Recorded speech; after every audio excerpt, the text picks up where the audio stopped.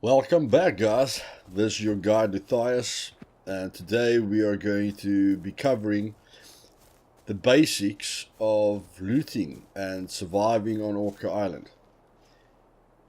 Now, in our last episode, we looted the first checkpoint, and now we are going to look for the closest area to loot that is at the checkpoint, and that would be the radiated area. And again, I'm going to use my map to navigate it, and I see to get to that tower and that road in the middle of the map, I have to go south and a bit east, southeast, to get onto that road where the red tower is. And that is going to be our route for today. So yes, the best thing that you want to do in Miscreated is loot certain areas that are quite safe and that have got high loot, and then basically do a roundabout with the loot. So what I will be doing is I'll be going to the radiation area, which you can see now. I'm looking at the map. There's the tower right ahead of me, and I can see right there next to Haven Distributors there's a red tower there, and that's the tower I'm looking at. And right on the other side of that tower I can see the road. So I am basically across the road from that tower, and I'm going to be going to the radiation area, which they do not show you, but which we will be going to now. And the reason I like to go to the radiation area is because there's not a lot of people there. And again, I can spot anyone coming to this radiation area from a distance. And of course, because I've got a weapon, it makes it a bit easier for me. Now the secret here is I'm using the anti-rad pills, but it's not needed. So I wasted the anti-rad pills. The tip I can give you here, which I didn't do, but I wanted to give an example, is when you run into the radiation area, then as soon as you're at about 10% radiation, you want to pop that radiation blue mushroom so that it can counter the radiation. Another thing you can do is use potassium pills, which gives you about 40% radiation resistance. And with the blue mushroom, you will be able to stay in this area for twice as long and not pick up too much radiation. And you will be able to loot everything instead of worrying about the radiation level. But just to give you an example, this is the speed that you will need to loot at if you don't have any protection. So I wasted the blue mushroom, and you can see the radiation is going up really quickly. So what you would want to do is loot as quickly as possible. And yes, the hunting rifle is one of my favorite sniper rifles. And because the spider mutant is there, I have to go, and I'm at about 60% radiation as I'm running away, which is the safest way to do it. You want to start running when you're between 50 to 60%. No longer than that, because as soon as you get to 100% radiation, it's going to do an extreme amount of damage to you. So as you can see, it's quick, okay, and of course you can do reruns all the time. You can come back here at any time, and then as soon as you're done here, we can go to the tower that we saw on our map. And the tower is also a very nice place where you can just relax, because we have to take the blue mushrooms now to get rid of the radiation.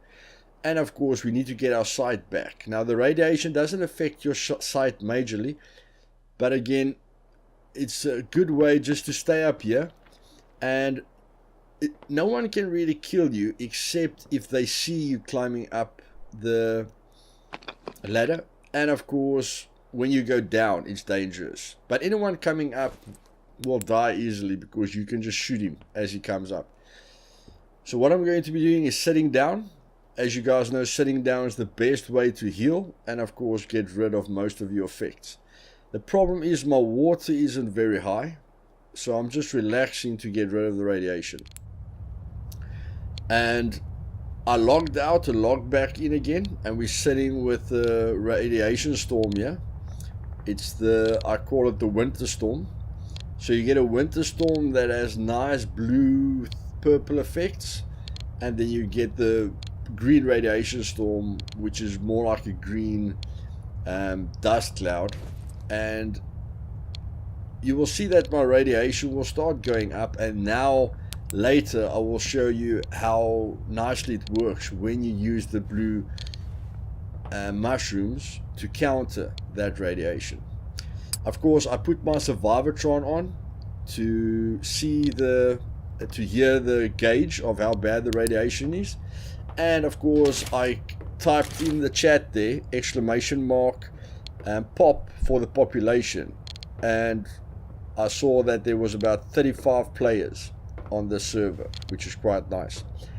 And of course, if you log out, within about 15 to 20 minutes, you can log back in, and all the loot in this tower will be back.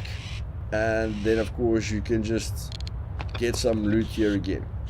Now, as you can see, the winter storm is becoming worse, and I really love the effects of the storm.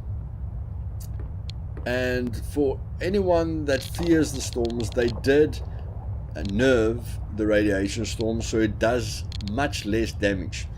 In the past, you wouldn't have been able to survive the green storm, but at the moment you can. And as you see there, I'm taking the blue mushroom, and it says you are feeling better. So as you can see, the radiation storm is at its worst, but you can see my radiation going down. And that is what I mean by how important blue mushrooms are. So you're using blue mushrooms to cure radiation after drinking water from a river. And of course, you're using blue mushrooms to go into a radiated area and loot as much as you can. And then of course, you're using a blue mushroom when you encounter a storm to counter the effects that the storm has on you. So I can wait out this storm without a problem. And as you see here, for anyone to get to you, they must climb up the ladder. So if you're as quiet as possible and you can hear someone climbing up, this will be a very, very easy kill, because he cannot do anything. If he's halfway up that ladder, he's basically a dead man if you're waiting for him. And as you see, the storm has passed, and the blue mushroom did its job. Now at the end of the storm, I am still picking up a bit of radiation, but that's nothing. And of course, a nice effect is your breath, just showing you when it's cold. Really nice effect. And with a hunting scope or binoculars, you can look at the radiation area and see if you can spot anyone, which is great as well. So because, like I said, with a low viewing distance, because the grass isn't rendering, you can spot anyone coming to you, and wait him in. And if he's going to camp below the tower, then you can try and fight him.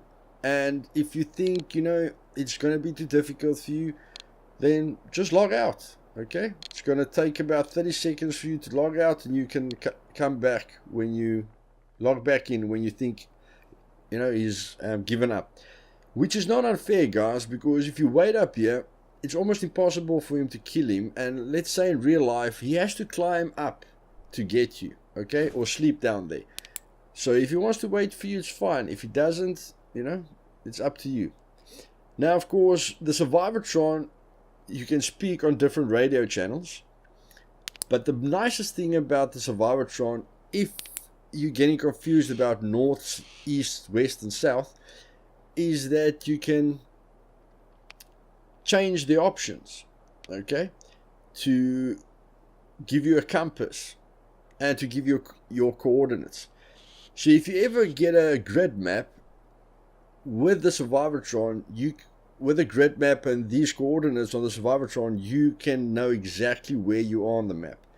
which is also another great addition. So now with the compass and the map and the coordinates, I can navigate my way perfectly, you know, all over the map, and always know where I am.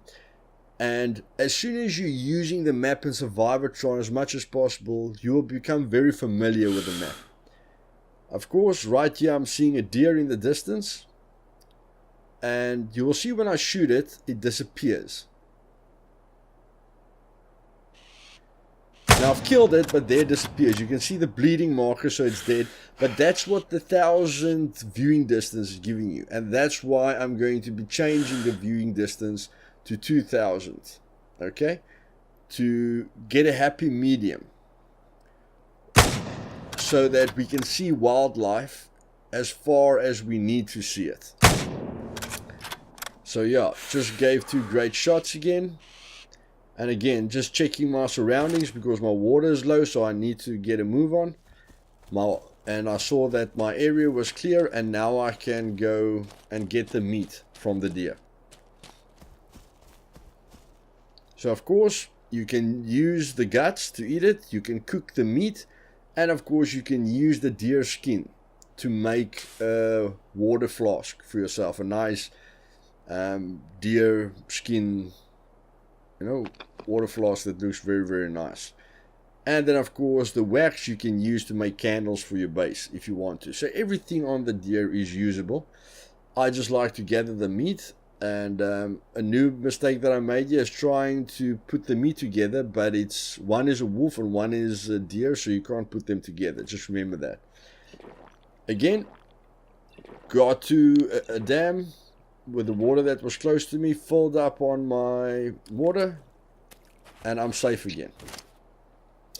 And this dam was basically just below the tower, so it was really quick, and I could position myself very nicely to not get worried about my water level. But like I say again, blue mushrooms are perfect so that you can use the rivers when you're in sticky situations.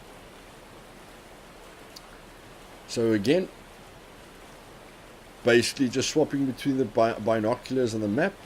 And now I want to go get a bunker. And with the Survivor-Tron and the map, it's very easy for me to find this bunker. So you can find nice locations on the map and loot them, okay? And all of these small locations like bunkers and caves and radiation areas are safe areas where you can loot. And you can do reruns on all of them. As you will see later in the video, I will be going back to the Woodhaven checkpoint and just looting there again, because it's one of the safest checkpoints to loot at. And when I feel secure with the amount of loot that I have on me, then of course I will be moving to more dangerous areas. If you don't want to go to the middle of the map too early, you can just loot all the towns in the south and of course the military base, which there is a lot of space there to get away from any threats.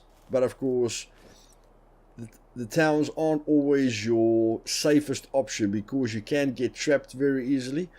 And what I like to do normally is stay on the edge of the town so that I can get into the forest and cover as much as I can. So here you see nice weather effects, which I love about Miscreated. It really pulls you into the game and adds to the immersion. And now again, just using my stealth to see if anyone is here. And I will be able to hear anyone running from a certain distance. But again, not feeling too much of a threat. I've got the DDMK-18. So I've got an assault rifle and I can defend myself if I need to. But still, I need to be careful. I've got the helmet on, which gives me maximum protection on my head. But I need to look for armor on my chest as well, because that will help you in a near-death situation as well. So I'm not very comfortable yet. But again, trying to loot as quickly as I can. And like I say, guys, loot every single item that you can see, or everywhere where you think the loot could be. And here I'm getting a great backpack, but again, it's very big on your back, so that hiking bag has got the most space, but again, with such a big hiking bag on your back, it's going to be very difficult to cover yourself with prone, and it's a big object on your back and people can spot you quite easily. So that's why when you get more experience, you tend to skip that backpack and rather go for duffel bags or the backpack that I've got on now. That gives me enough space and then gives me enough cover as well. But like I said, I'll have to get a jacket or a vest to give me even more protection and to give me more space for loot, and more slots that I can carry things in. And guys, there's various colors of military clothing on the island, but because most of the time you're in the forest, or most of the map is green, I like to use the green clothing just to give me a bit more cover and a bit more stealth. And of course the ghillie suit that you can get, which is a headpiece and the suit, is green as well, and just goes to show that green is the way to go. As you can see, I got two AT-15s in this tent here in the Woodhaven checkpoint, and yes, if you came here as a freshborn, you would have had an AT-15 with 2 clips, so you would have been ready for action and ready to go. Okay, smoke grenades we will go into later, but in case I forget, when you loot a body, when you kill someone and you loot a body, then throwing a smoke grenade on top of that body to loot it is always a great way to make your chances of someone getting a headshot on you while you're looting.